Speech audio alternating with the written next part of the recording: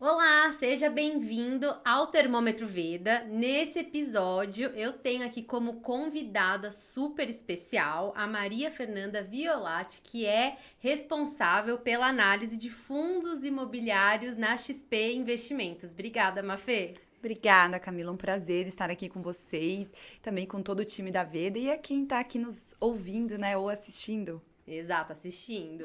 Então tá. Desculpa. Eu falei fundo imobiliário, mas tem uma lista aí de ativos, né, que você fica monitorando no dia a dia. Dá uma provinha aí pra gente de quais são esses ativos. Exato. A gente tem, bem novinhos, que são os fiagros. A gente tem os fundos imobiliários já bem conhecidos aqui dos investidores e também do pessoal, né, do mercado. Tem o FIINFRA, que também é relativamente novo.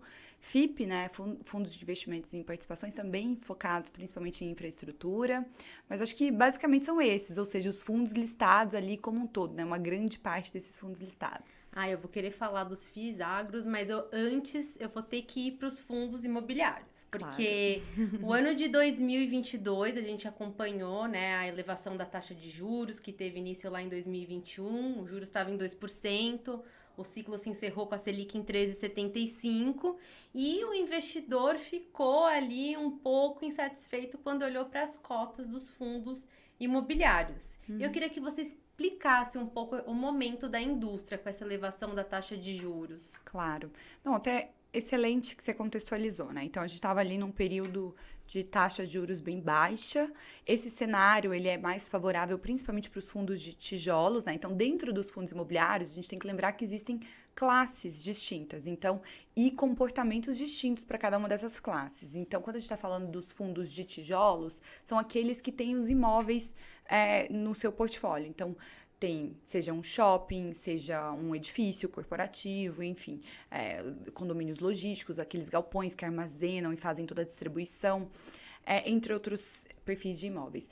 E aí, os fundos de papéis são aqueles que possuem ali, né, na maior parte, um lastro imobiliário de algum, seja um CRI, que é um certificado de recebível imobiliário, né? Como se fosse uma renda fixa empacotada no instrumento de renda variável. E aí, Camila, você comentou, realmente, aquele cenário de 2% era um cenário muito favorável, fomentava muito o negócio, principalmente para os fundos de tijolos. Mas por quê? Então, vamos lá. Primeiro ponto quando a gente está fazendo uma avaliação de um fundo imobiliário, aliás, dando até um passo para trás. Primeiro que um ambiente de taxa de juros mais baixo, né? Você, como economista, sabe melhor do que eu até, mas um ambiente de taxa de juros mais baixo, ele fomenta negócios, né? Então, é normal, né, É que seja... estimulativo, né? Para aquecer, a economia tá mais aquecida. Perfeito. Então, é normal que a gente veja realmente perfis de investimentos, né, ali tendo até maior atratividade, entre outras questões. E aí, quando a gente está fazendo um modelo para a gente fazer uma avaliação, um valuation de um fundo imobiliário, a gente basicamente, como que funciona? Estou falando aqui até principalmente desses fundos de tijolos, que tem lá esses imóveis no seu portfólio. Então, como que seria isso? A gente pega, digamos, a gente está hoje aqui no escritório corporativo. Então, a gente pega, digamos que o fundo imobiliário, que inclusive aqui é de um fundo imobiliário, a gente pega o portfólio do fundo, a gente vê todos os prédios, digamos, todas as lajes que ele tem. Então, a gente vê, faz uma análise qualitativa também, além de uma análise quantitativa, claro, mas a gente entende bem quem são esses inquilinos, né? A gente olha no detalhe e a gente vê, então, o fluxo de receita, o fluxo de renda que esse fundo, que esses imóveis, né? Então, esse portfólio como um todo é capaz de gerar no longo prazo. E aí, a gente traz esse valor que ele vai gerar ali de receita a valor presente com uma taxa de desconto. E aí, o que acontece? Se essa taxa de juros está em patamares mais elevados, então esse desconto ele também tende a ser maior. Com isso, um ambiente de taxa de juros mais elevado, ele tende a ser um ambiente menos favorável para esses fundos de tijolos. Então, realmente, quando a gente viu ali a taxa de juros Selic em 2%, todo mundo gostava, os fundos imobiliários estavam super fomentados, e aí, com a pressão inflacionária, teve a necessidade de ir aumentando, né, gradualmente essa taxa de juros, e com isso, realmente, o cenário ele foi se tornando menos favorável, dado todo esse contexto que eu expliquei, para os fundos imobiliários de tijolos. Ao mesmo tempo, Claro, isso impacta, né, diretamente ali, só para concluir até o tijolo aqui, isso impacta diretamente na performance. Então, os investidores, eles começam a buscar outros investimentos que remuneram mais seu capital investido. A renda fixa volta a ficar atrativa, né? A renda fixa voltou naquele momento, assim, com tudo. E aí, até comentando, mas ao mesmo tempo a gente viu um cenário, né? Por que a taxa de juros estava levando, né? Todo mundo sabe aqui o motivo, né? Mas para aqueles que talvez estão aí em dúvida, a gente teve esse aumento consecutivo porque a gente estava vindo de uma pressão inflacionária em patamares bem elevados, né? Então, a inflação estava bem acima da meta. Então, com isso, outro segmento, que são os fundos de papéis, eles acabaram até sendo beneficiados. Só que lembrando que o brasileiro, ele conhece bem o imóvel, né? Então, todo mundo lá no passado, quem não tem um parente, um tio, né, alguém, uma mãe, vó, enfim, pais, todo mundo sempre teve aquela ideia, né? A gente vem de um país com histórico de pressão inflacionária, então todo mundo teve sempre aquela ideia assim, olha, compra imóvel porque imóvel te protege da inflação. Isso. Compra imóvel porque imóvel valoriza no longo prazo. Então, quando a gente está falando dos fundos de tijolos, é muito comum a gente ter essa apreciação das cotas, né? Então, a gente vê realmente uma performance também advinda desse ganho de valorização por meio da cota. Então, o que isso quer dizer? Você tem uma cota que, digamos, vale R$100, ao longo do tempo ela apreciou e aí ela tá valendo, digamos, 110, 115. Então, ela teve um ganho de capital ali.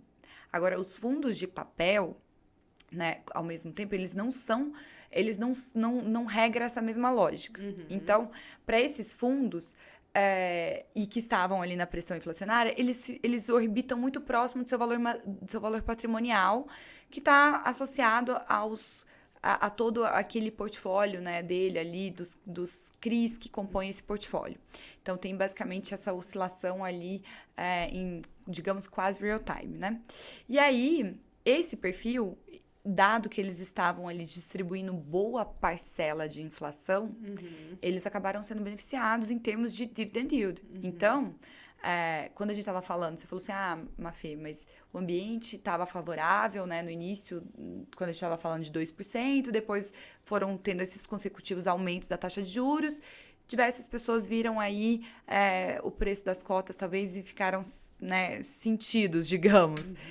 E essas pessoas viram principalmente nos fundos de tijolos, né? Então, aquela lógica de ter a apreciação não aconteceu nesse momento. Então, e principalmente também pensando nessa fuga, né, dos investimentos no lado que o investidor ele começa a ter preferência pelos fundos de papel, isso faz com que, principalmente, haja um fluxo de capital migrando para esse segmento, né? Ou seja, para os fundos de papel, consequentemente... O pessoal fazendo a substituição, né? Isso. E aí, isso fez com que esses fundos ali de tijolos negociassem com descontos, né? Em patamares bem atrativos e expressivos. Até que a gente vai acompanhando, né? Poxa, até quando que essa taxa de juros Selic vai continuar crescendo para a gente ter uma noção também o quanto desse desconto está precificado ou não, né? E talvez agora a gente pensando assim, né? Para 2023, essa é uma pergunta que veio. Se 2023 a gente vai encontrar um ambiente diferente, né? Talvez a gente venha discutir um corte de taxa de juros, ainda não está muito claro.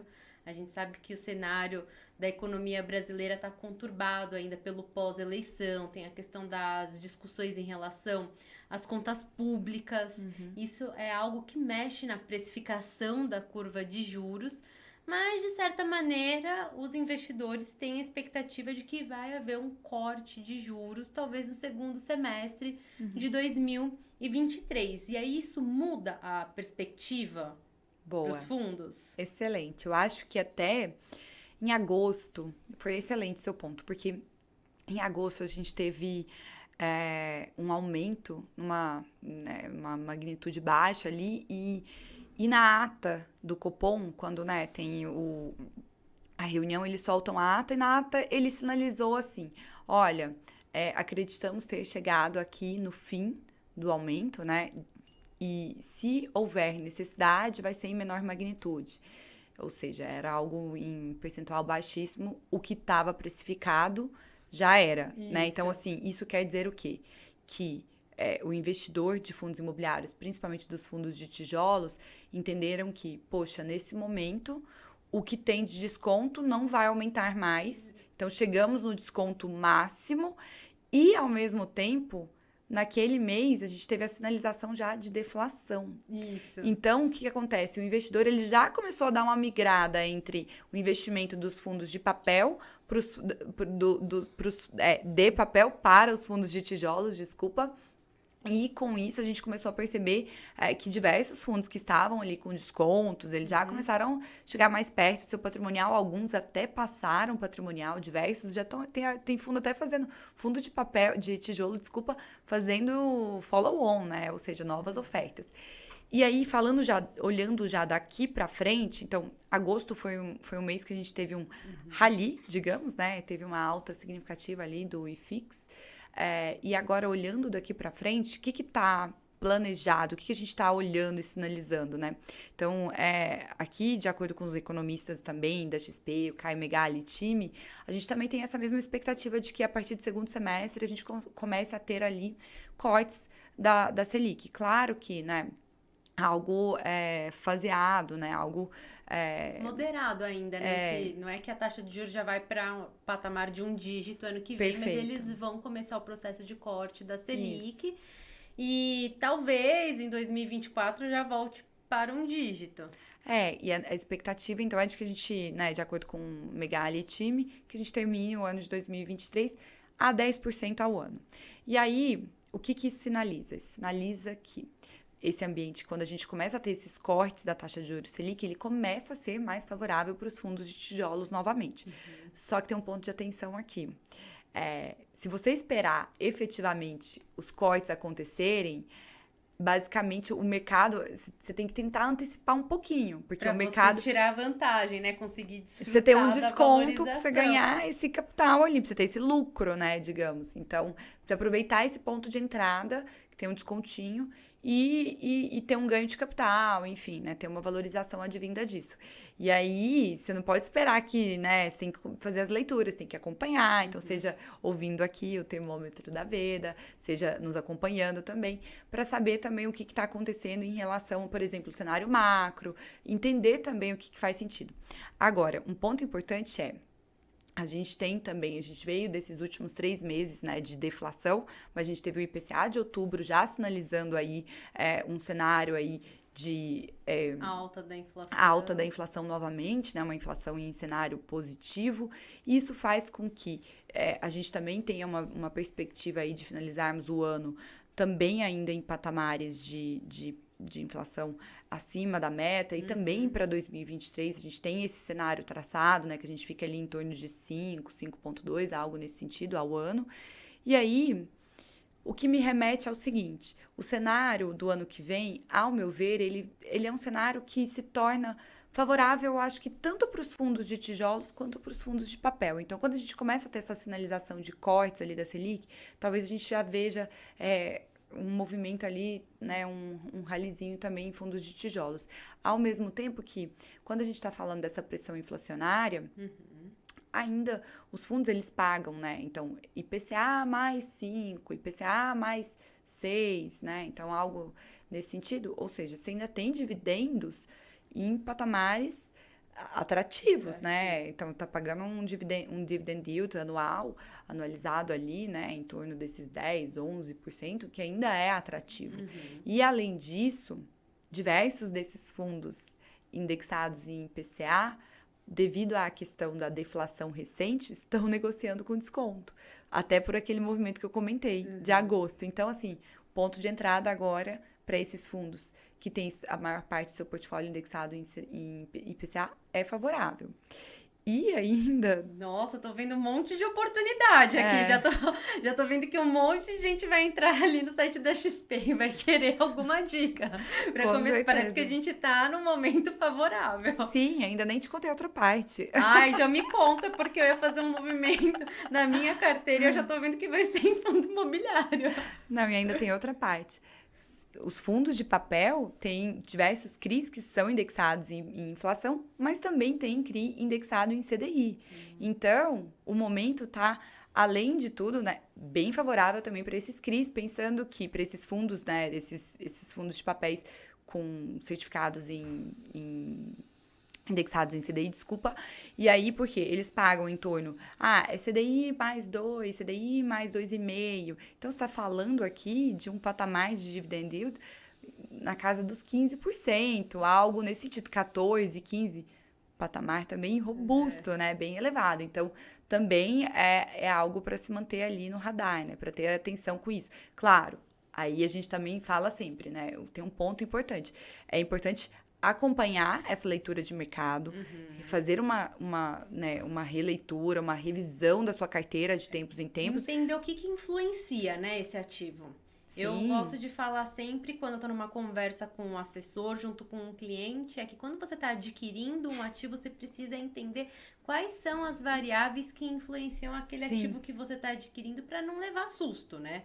Eu acho que ficou esse aprendizado do momento, principalmente ali da pandemia, que os investidores abriram a carteira de investimento, principalmente aqueles que tinham exposição ao risco e, enfim, tomaram aquele susto e acabaram entendendo na marra, né? É isso. Então, eu acho que é muito bacana a gente entender como eles são influenciados. E aí eu queria uma dica sua, para quem está começando a investir em fundo imobiliário. Como que eu procuro informação? Eu entendo que aquele fundo é confiável para fazer um investimento. Qual que é a minha referência, eu que estou começando a investir agora? Excelente. Olha, primeiro de tudo, eu acho que você comentou um ponto super importante. Antes de qualquer perfil de investimento que você vá fazer, é importante você entender o que está ali. Então, seja você abrir entender esse fundo, quais são os imóveis, né? Onde que estão localizados esses imóveis? Será que um imóvel que está na Faria Lima vai ter o mesmo comportamento em relação à demanda do que um que está localizado em Alphaville, digamos? Né? Então, assim, ler e entender esse portfólio traz justamente esse senso crítico, né? Então, você começa entender ali, poxa, isso aqui parece que é bom. Você não precisa ser um analista, mas tem algumas coisas, lógico que um analista vai dar um aval técnico, mas tem algumas coisas que você consegue minimamente ter uma noção. Sim, e eu acho que isso que você falou. E os fundos imobiliários, pelo fato de serem imóveis que muitas vezes a gente frequenta. Então, pensa shoppings. A gente conhece, né? Assim, diversos desses shoppings a gente até conhece. Então, pelo fato de serem imóveis que o brasileiro tem certa familiaridade, ele conhece, enfim, acaba sendo até mais fácil de entender. Agora, você também falou um ponto importante. Para quem está começando, talvez tenha um pouco mais de dificuldade de ler esses documentos, né? Então, eu tô citando que um relatório gerencial, por exemplo, de um fundo imobiliário, que é disponível, é público e é disponibilizado pela B3. Então, Fundos Net, você consegue ter acesso ali a todos esses materiais, esses relatórios, né? Informe trimestral, enfim, tudo do fundo e do gestor ali, né? Esses importantes. Agora, para quem está começando, talvez tenha uma dificuldade. Mas não entendo, entro lá, São não é tão muitos, fácil. Né? Como escolher, qual escolher. Não, e além de como escolher, qual escolher, até os documentos, né? São diversos. Então, a dica que eu sempre gosto de dar poxa, a gente tem um site de conteúdos da XP e esse site a gente sempre está atualizando, colocando, seja conteúdos educacionais, então explicando o que é o produto, fazendo as nossas análises, né? O time de research, ele faz isso, né? Então, a gente faz uma análise, a partir de informações públicas, ou seja, qualquer investidor também tem acesso às mesmas informações que eu utilizo para fazer as minhas análises. Então, a gente pega esses relatórios, a gente faz uma leitura, entende muito bem o que está ali dentro, tem toda essa parte analítica associada, né? Então, também a parte quantitativa, a parte qualitativa. E nós fazemos um relatório explicando sobre cada um desses fundos, né, dentro da nossa cobertura. Então, a gente tem muitos fundos imobiliários e hoje a gente tem cobertura em torno de entre 50 e 60, tá? Mais perto de 60. Então, é bastante fundo, né, se a gente for parar para pensar. E desses fundos a gente tem a nossa visão, a nossa recomendação, seja compra, venda, ou então seja neutro, né? Mantenha esse fundo na sua carteira. Tudo mastigadinho, Mafê. Tudo. E ainda com preço, né? O preço target, ou seja, o preço-alvo da cota, quanto que a gente tem ali almejado. E tudo isso está disponível para o investidor que tenha, né? O investidor pode acessar pelo site, e também quem é um investidor da XP consegue ter ali uma área mais dedicada também às nossas carteiras recomendadas, enfim. Você falou da carteira e eu acho isso interessante, porque quando a gente pensa em carteira recomendada, já vem ações. E tem carteira recomendada também de fundos imobiliários. Conta um pouco assim pra gente como que funciona? Ótimo. Primeiro que eu acho que é importante a gente lembrar, o investidor ele tem que traçar seu perfil de investidor, entender muito bem qual é o perfil, né, de produto que está associado, quais produtos estão associados a seu perfil. E aí, falando disso, geralmente até é um bom ponto que o investidor que investe, né, em renda fixa e está ali e quer começar na renda variável, quer ingressar, ele gosta muito do fundo imobiliário, você sabia? Eles gostam porque o fundo imobiliário tem uma volatilidade bem menor do que as ações e ainda trazem essa regularidade dos pagamentos dos dividendos. Então, para a pessoa colocar o pezinho na piscina de um ativo um pouco mais arriscado, fundo imobiliário é o caminho. Excelente, E aí, comentando sobre as carteiras, né? Você falou que tá acostumada a sempre ouvir carteira top dividendos, né? Carteira tem várias ali de ações, enfim. E também a gente tem de fundos imobiliários. E aí, quando ele traça esse perfil de investidor, ele entende qual é o percentual que ele tem de exposição nesse perfil de investimento. Então, digamos, eu vou ter 15% do meu investimento total, vou colocar em fundo imobiliário. E dentro desses 15%, a gente tem uma recomendação, a carteira recomendada, para quais são os fundos que a gente tem preferência para colocar esse investimento, né? Então, você vai entender qual é o percentual dentro da sua carteira global.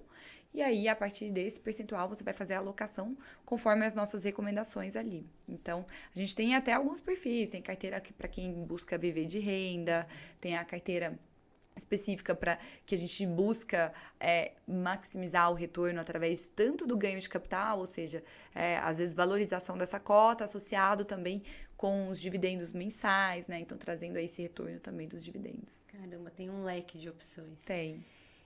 Tem um assunto que é quente no Brasil, que é o setor agro. Então, a gente não pode negar isso, ainda mais depois do conflito no leste europeu, a questão da alimentação no mundo, fornecimento de grãos, proteína.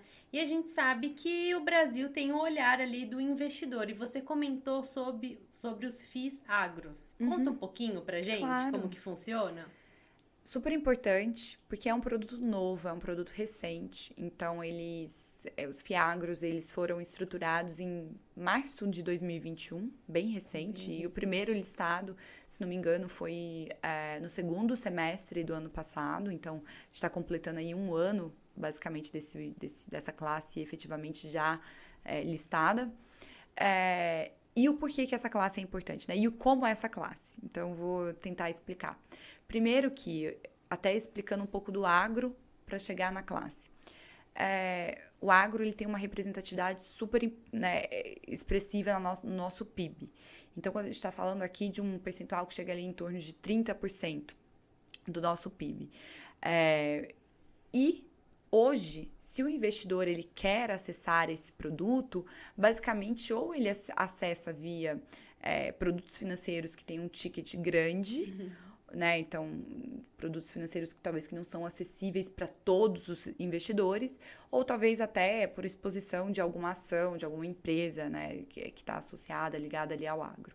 E aí, os FIAGROS, eles nascem justamente trazendo essa eu diria até, tá desburocratizando, né? Porque ele traz acesso às pessoas, a você, enfim.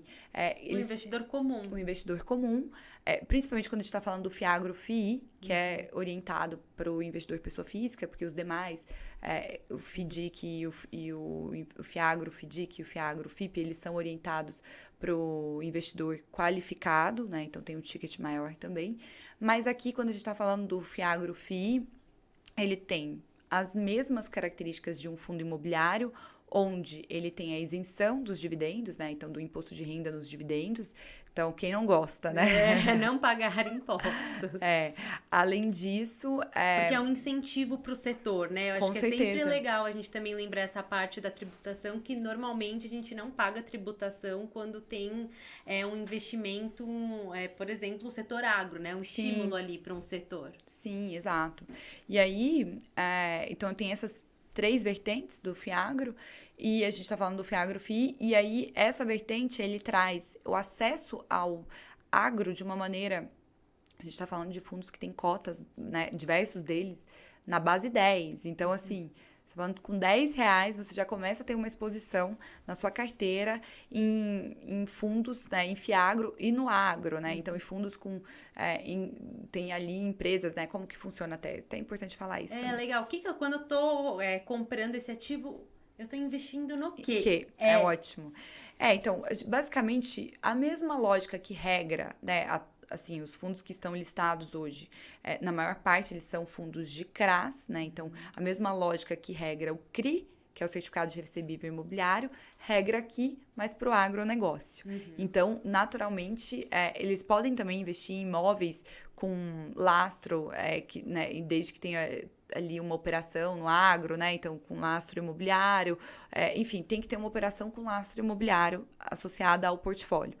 A maior parte dos FIAGROS hoje, eles têm, né, seu portfólio ali com alocação em CRAs. E aí, os CRAs, a gente está falando de empresas até conhecidas, tá? A gente está falando de indústrias, de empresas que são conhecidas que têm ali até ratings que trazem maior segurança em relação ao risco, ao retorno, em relação à solidez, às garantias associadas nesse pagamento. Então, basicamente a mesma lógica que regra os fundos de papel. Hoje, esses portfólios de CRAs seguem algo bem parecido, né? Então, tem CRAs a gente vê CRAs de diversas empresas, né, que associadas ao agro, algumas até listadas. E aí, a gente faz essa análise, entende muito bem, e é uma excelente opção para aquele investidor que quer ter exposição ao agro. E lembrando que o agro, ele tem uma carência do funding, porque o crédito para o agro, antes, ele ficava muito consolidado nos bancões ali tradicionais. Exato. E isso tem um preço. Então, esse produto, o FIAGRO, ele vem para favorecer as duas partes. Então, tanto o tomador quanto quem é o investidor. Exato. Então, o tomador, ele está tomando por taxas mais atrativas e o investidor, ele está sendo remunerado e está tendo acesso a um crédito que talvez ele não teria, porque ele não teria um ticket tão grande, né, digamos. Então, acho que ele traz essa questão, né, do acesso e também o funding, né? Então, assim, super importante, porque tem muito espaço, é uma cadeia produtiva, é um setor que tem muito espaço e que tem necessidade desse funding, né? Então, o FIAGRO nasce e eu tenho certeza que a gente está vendo só... tá engatinhando ainda. Vai crescer muito. É muito legal ver esse desenvolvimento, né, do mercado financeiro, a criação de novos produtos. Sim. E aí eu queria pegar o embalo para entender como você veio parar na XP e cuidar de fundos imobiliários. Tá.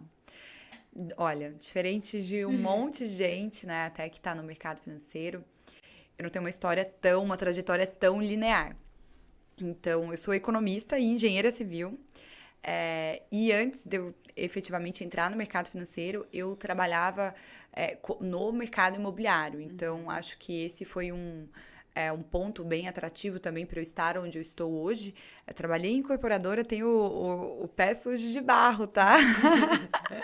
Fui muita obra, viu? Caramba! Fui em muita obra, não. Trabalhei em muita obra, né? Estava lá todos os dias. Quem vê Mafê assim, de cor-de-rosa, não imagina. Pois é. Colocava ali meu capacetinho. Meu capacetinho e todos os EPIs, né? Enfim, tava lá. E aí, minha trajetória é basicamente assim, eu né, trabalhava numa incorporadora, em obras, e acabei indo para a área de novos negócios, a área que acaba estruturando, fazendo a viabilidade, fazendo, né, toda a análise financeira, enfim, né? Para viabilizar a obra. Para viabilizar um produto. Então, digamos, um prédio residencial, né? Ele vai ser vendido, mas a gente tem que entender todos os detalhes, né? Desde o custo de produção, desde o tempo de produção, desde os riscos associados, desde qual é o produto que está, digamos, para aquela região, qual é o melhor produto, qual é o melhor formato. Isso a gente está falando depois que ele já está, né, basicamente dentro de casa. Então, para comprar um terreno também, tem tudo isso, né, e todas as etapas, desde também a parte de diligência em termos de... enfim, digamos, de documentos, entre outras questões. E aí, tem essa parte da viabilidade, onde a gente estuda, então, digamos, qual é o valor do metro quadrado, quanto que está o custo de produção, e vai fazer as análises, né, seja margem, seja TIR, entre outras coisas. E aí, quando a gente está... eu estava fazendo esse, né, trabalho, acabei saindo do residencial, indo fazer um trabalho, né, para uma empresa... que fazia muita consultoria também para os fundos imobiliários. Cheguei a fazer consultoria até para a XP, inclusive, e que era já especializada em imóveis comerciais. Então, shoppings, lajes corporativas, né, os escritórios, os condomínios logísticos, tudo isso. E acabei migrando, e aí tive a oportunidade de ir para o research, né, entendendo aí a dinâmica da indústria, do setor, entendendo muito bem como as coisas funcionam. Acabei indo para o research e estou lá trilhando essa trajetória aqui no mercado financeiro, onde eu, enfim, me encontrei, assim, amo o que eu faço, sou super feliz, é muito engraçado, né? A gente vai escrevendo, às vezes, algumas histórias. Não é um caminho tão linear, mas a gente chega no ponto... Mas você já vem com a experiência do setor, né? Isso que é interessante. E hoje, pra gente explicar um pouquinho mais, porque as pessoas elas têm curiosidade de entender como que é a rotina ali no dia a dia, né? Como você se organiza, faz as análises, como que você divide seu tempo ali na rotina da XP? Tá, boa pergunta. XP também é fora da curva, né? Para tudo, então. Mas vou contar um pouquinho. Eu acho que um analista, antes de mais nada, a primeira coisa que ele tem que fazer, a primeira coisa do dia dele é ler as notícias, entender o que está acontecendo, que pode impactar o mercado, que possa ter algum impacto, seja positivo, negativo, enfim, algo que possa trazer maior volatilidade, entre outras questões. Né, dentro do seu segmento ali, do seu portfólio de análise, né? Então, no meu caso, os fundos listados como um todo. Então, a primeira coisa que a gente faz é isso, né? Ler, entender, traçar aí o que pode vir ter de risco, enfim. Acho que esse é um ponto muito importante da nossa rotina, então é cedo. Esse né? é um hábito, né, diário. Sim, e cedo, né? Então, assim, para aquela pessoa que não gosto, a gente começa cedo. Eu começo em torno de 7h15, assim, todos os dias, né? Então, Exato. é bem cedo. Aí, enfim, a gente, claro, né, entende, faz essas leituras.